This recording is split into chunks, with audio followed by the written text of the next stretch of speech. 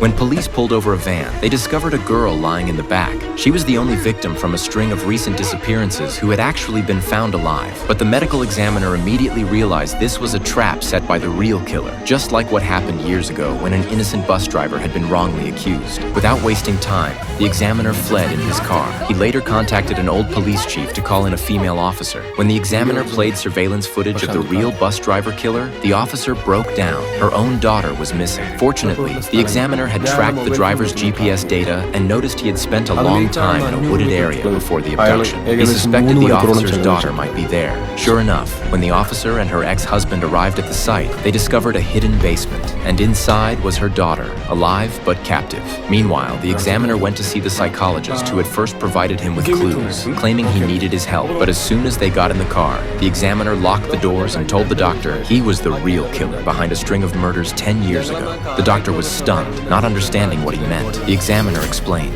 recently, 5 sets of human remains had been discovered in a reservoir. 4 belonged to children, clearly victims from the unsolved murders a decade earlier. But the 5th, an adult skeleton, didn't fit. On the bones was red clay that didn't exist in the area. Tracing the soil, the examiner found it was unique to the doctor's hometown. Digging further, he uncovered that years ago, someone from that town had gone missing. That person was none other than the doctor's father. At this point, the doctor knew he couldn't hide it anymore. Yes, he was the true killer. After disposing of the bodies, he thought he could live a quiet life. But tragedy struck. His wife died in childbirth, and he was later diagnosed with cancer. Tormented by illness, he blamed everything on his abusive father and the dark childhood he had endured. Seeing happy children only filled him with resentment. The kidnappings and murders that followed were his twisted way of lashing out against his own past. Yet, despite his hatred for other children, he cherished his only son and did everything he could to protect and love him. One day, while traveling with his son, they encountered a police checkpoint. Hidden in the car was another kidnapped girl. Panicking, the doctor threw the car in reverse and fled.